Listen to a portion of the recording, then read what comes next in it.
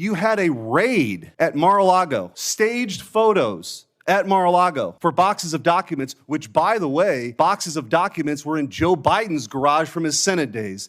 I don't think my Democrat colleagues learned very much from the November 5th election. The American people rejected all this. Their obsession with President Trump didn't bode well for them electorally, and I think if they stay on this path, they'll be in a permanent minority. And I will tell you, I have never been misled and lied to like I was by the current Attorney General and the now former FBI director when they sat right where you're sitting now and told this committee, oh, we don't know anything about it. Under your leadership, will you put a stop to the use of FBI or Department of Justice resources to try and recruit informants and spies into Christian churches or any church or house of worship in this country on the basis of nothing more than faith? Senator, what I can tell you is I will never play politics. You're trying to engage me in a gotcha.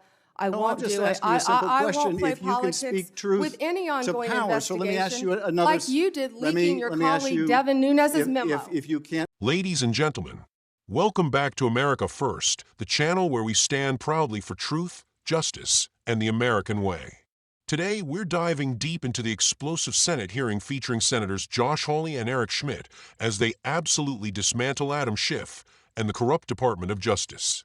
Folks, this is one of the most important moments in recent political history.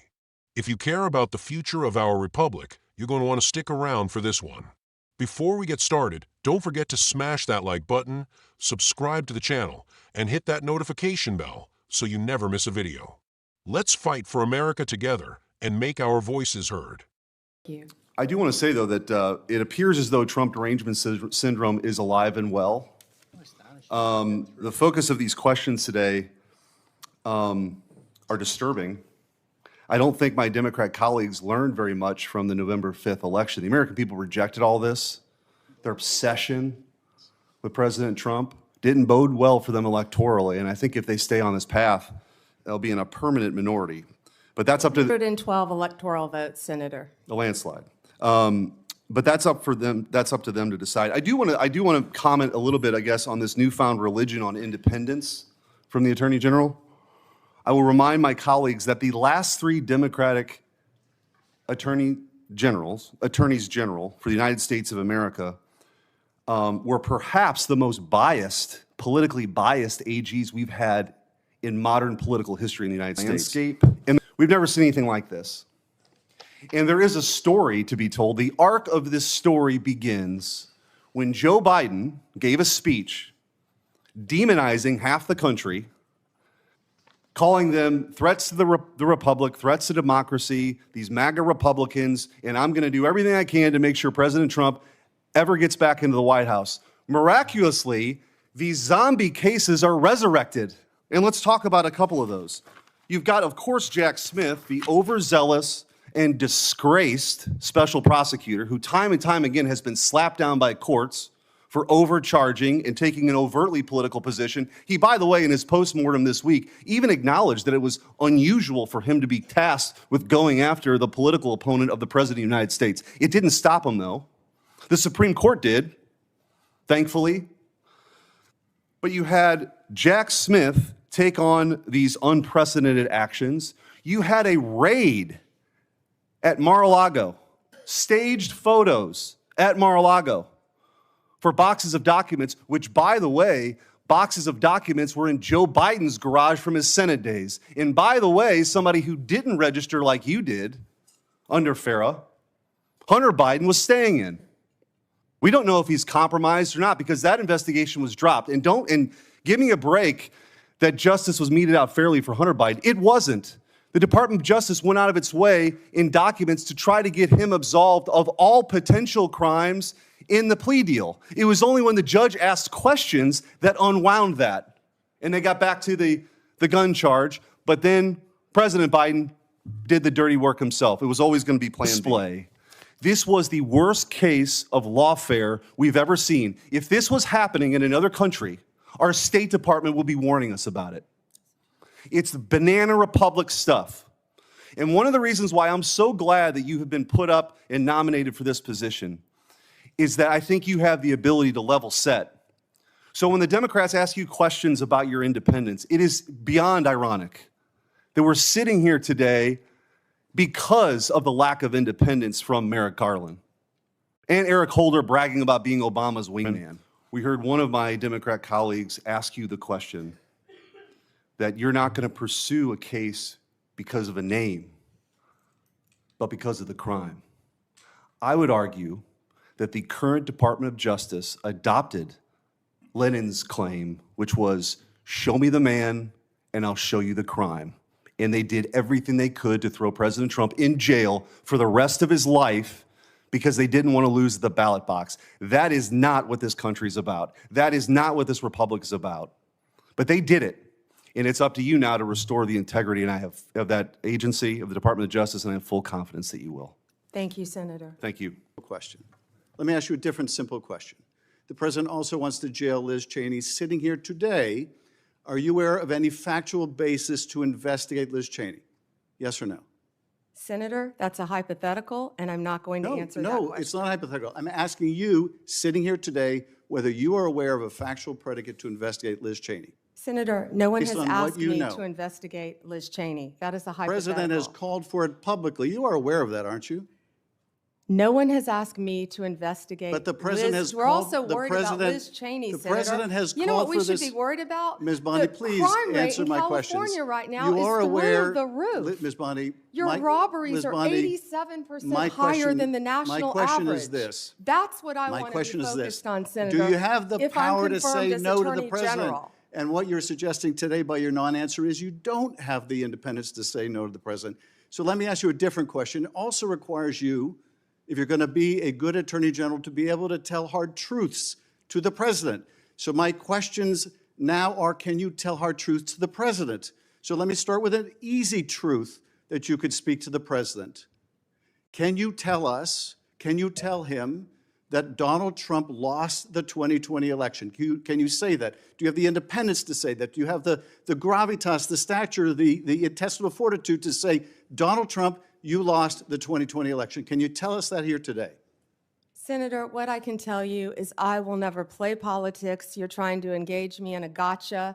I won't do it. I won't play politics with any ongoing investigation, so let me ask you another, like you did leaking your colleague Devin Nunes's memo. If you can't answer the question, let me ask you a different, what should be a simple truth, not a hard one. Was there massive fraud affecting the result of the 2020 election, yes or no? Senator, I'm glad you asked that question, if you'll let me answer what I saw in Pennsylvania. No, I asked a simple question about massive fraud. I can only tell you what I saw in Pennsylvania. I know you want to answer a different question, but my question is, can you tell us whether there was massive fraud affecting the results of the 2020 election, yes or no? Was there or was there not? I can tell you what I saw when I went as an advocate advocate That's to not the my campaign. question. So you can't answer that question. You can't speak that even easy truth to us, let alone to the president. So let me ask you a different question. It will also be important that you give good advice to the president. Are you prepared to advise the president not to pardon people who beat police officers? Senator, as I said, the pardons are at the direction of the president. We will look and we will advise. I will look at every case on a case. So let me finish on a case-by-case basis. Okay, good. And I abhor violence to police officers. Follow up with that. So will it be your advice to the president, Mr. President, I know you said you want to issue hundreds of pardons on day one. Will it be your advice to the president? No, Mr. President, I need to go over them on a case-by-case basis. Do not issue blanket pardons. Will that be your advice to the president? Senator, I have not looked at any of those files. If confirmed, I will look at the files and for will the you be able to pardons, as well as the ongoing review investigation. hundreds of cases on day one? I will look at every file I am asked to look at. Of course you won't. So will you advise the president? Can I answer the question? Well, my question is... I would have plenty of staff. You said, of course you want. You'll be able to review hundreds of cases on the first day? I'm not going to mislead this body, nor you. All right, let me ask another question. You don't want to answer that. Let me ask You another were question. censured by Congress, Senator, for comments just like this that are so reckless. It will also be important for you to be able to preserve the records, the evidence of the department. Are you ready to commit that none of the evidence in the January 6th investigation will be destroyed under your watch? Senator, I will follow the law. I will consult with ethical officials in the department. Do you see any ethical basis to destroy evidence in the January 6th investigation? then why can't you answer the question? Why can't you say, I commit to this committee, we will never destroy the evidence in the January 6th investigation? Why can't you give this committee and the American people that assurance? Are you frightened because evidence was destroyed against President Trump that was false? Is that why you're frightened now? I can't believe this is even... Why do you have difficulty answering that question? I can't believe you're asking such a question. Why do you have difficulty promising to preserve evidence at the Department of Justice? Why is that a difficult question? I will follow the law. It shouldn't be a difficult question. Be confirmed.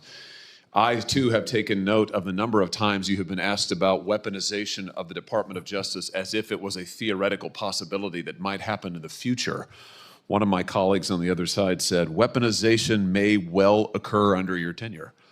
We all know that weaponization has occurred like we've never seen before in American history under this administration. And I want to need a new chapter at the Justice Department, and we need it quickly. And I'm glad you're committed to it. Now, I also have heard you've been asked about your comment that you thought that in some cases we need to investigate the investigators, the ones who were bad. You know, I have to say, I'm glad to hear you stand by that. We need to do that. You need to do that. And I'll give you another example. I'm sure you've read about this memo, which I now hold in my hands. This memo that was developed by the FBI field office in Richmond, Virginia, 23rd January 2023, targeting Catholic parishes for spying, for recruitment of infiltrators. I mean, the memo goes on and on and on about the FBI's plans to put assets into Catholic parishes, into choirs. This is an unbelievable, unbelievable assault on Americans' First Amendment rights, and we only know of it because of a brave whistleblower who came forward and released it to us. And I will tell you, I have never been misled and lied to like I was by the current Attorney General and the now former FBI Director when they sat right where you're sitting now and told this committee, oh, we don't know anything about it. Oh, only one field office was involved. It was the single work of a single field office and a very few individuals. As it turns out, that's not true. Multiple field offices were involved. Multiple individuals were involved. Under your leadership, will you put a stop to the use of FBI or Department of Justice resources to try and recruit informants and spies into Christian churches or any church or house of worship in this country on the basis of nothing more than faith? Of course, Senator. Let me just say this. To our knowledge, no one who was involved in the writing and performance, execution of this memo has been disciplined or fired. Will you conduct an investigation like you talked about, Ms. Bondi, that will get to the bottom of abuses like this? And to be clear, this is an outrageous abuse. It is an outrageous abuse. One of the worst abuses of Department of Justice and FBI authority in our history. Will you conduct an investigation to find out who signed off on this, who approved it, who advocated for it within the Department of Justice? Will you open the books on these abuses so that the American people can have confidence in their DOJ?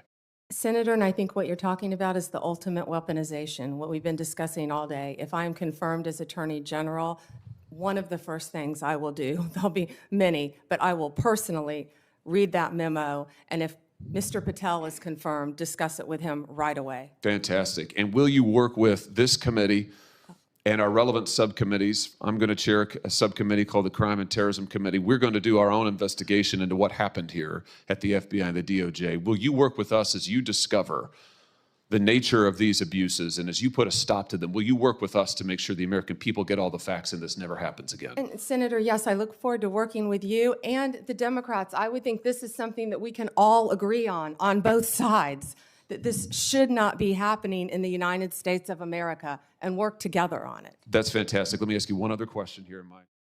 All right, let's get into it. What we saw in this hearing was nothing short of incredible. Senators Hawley and Schmitt weren't afraid to call out the blatant corruption happening in the DOJ and FBI under this administration. They exposed how these agencies have been weaponized against conservatives, particularly against former President Donald Trump. Let's start with the raid on Mar-a-Lago. Hawley called it what it truly was, a staged political spectacle. Boxes of documents were photographed and leaked to the media to make Trump look guilty, while Biden's own garage, yes, his garage, was hiding documents from his Senate days. Where's the outrage about that? Where's the investigation? Oh, that's right, it was swept under the rug because Biden's a Democrat.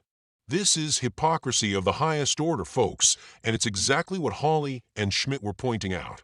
And then there's Jack Smith, the so-called special prosecutor who has been tasked with going after Trump. Let's be real here. This guy has been slapped down by the courts repeatedly for overcharging and taking blatantly political positions. Hawley hit the nail on the head when he said this is banana republic stuff. Think about it. In America, we're supposed to have equal justice under the law. But what we're seeing is a two-tiered justice system where conservatives are targeted and Democrats get a free pass. If this was happening in another country, our own State Department would be issuing warnings about authoritarianism. Yet here we are, watching it unfold in our own backyard. Now, let's talk about Pam Bondi. Democrats spent the entire hearing trying to paint her as some kind of partisan hack, but let's be honest, she handled herself well. They kept grilling her with gotcha questions like, can you admit Trump lost the 2020 election? And was there massive fraud in the election? Bondi refused to play their political games, and I respect that. She said she wasn't going to engage in hypotheticals or politics. You know why? Because the truth is, the left doesn't want answers, they want sound bites. They want to push their narrative that anyone who questions the 2020 election results is some kind of fringe conspiracy theorist. But let me ask you this. If everything was so above board, why are they so afraid of audits? Why are they so desperate to shut down any scrutiny of what happened in 2020? And here's where things get even more concerning. Bondi was asked repeatedly if she would commit to preserving evidence from the January 6th investigation. And guess what? She wouldn't give a straight answer. Now, why is that so hard to say? If you're committed to justice, you should have no problem saying, yes, I will preserve all evidence. The fact that she dodged this question is deeply troubling. We've already seen evidence destroyed in cases involving President Trump. Are they planning to do the same thing with January 6th? The American people deserve transparency, and the fact that Bondi couldn't give a simple assurance is unacceptable. One of the most shocking moments of the hearing was when Senator Schmitt brought up the FBI memo targeting Catholic churches. Can you believe this? The FBI was planning to infiltrate churches, recruit informants, and spy on Americans simply because of their faith. This is a direct assault on the First Amendment, folks. Freedom of religion is one of the cornerstones of our Constitution, and yet we have government agencies treating people of faith like criminals. Schmitt was absolutely right to demand accountability and an investigation into this. The DOJ and FBI have completely overstepped their bounds, and it's time for them to answer for it. And let's not forget the sheer hypocrisy of the Democrats in this hearing. They kept trying to frame Bondi as some kind of partisan puppet, but where was this concern when Eric Holder bragged about being Obama's wingman? Where was this concern when Merrick Garland lied to Congress about the FBI's actions? The left doesn't care about justice or independence. They care about power. They're obsessed with Trump because they know he's a threat to their corrupt system. As Senator Schmitt said, their Trump derangement syndrome is alive and well, and it's going to cost them dearly in the next election. Folks, this hearing wasn't just about holding the DOJ and FBI accountable. It was about the future of our country. If we allow this kind of corruption to continue, we're no better than the banana republics we criticize. That's why it's so important that we stay informed, stay engaged, and keep fighting for what's right. Hawley and Schmitt are doing their part in the Senate, but they can't do it alone. We need to support leaders who are willing to stand up to the deep state and demand accountability. All right, Patriots, that's all for today's episode of America First. If you're as fired up as I am, make sure to hit that like button, subscribe to the channel, and share this video with your friends and family. Together, we can fight back against the corruption and take our country back. Let me know your thoughts in the comments below. What did you think of Hawley and Schmitt's performance? Do you think Pam Bondi is the right person to clean up the DOJ? I want to hear from you. Thank you for watching, and as always, God bless you, and God bless the United States of America. See you in the next video.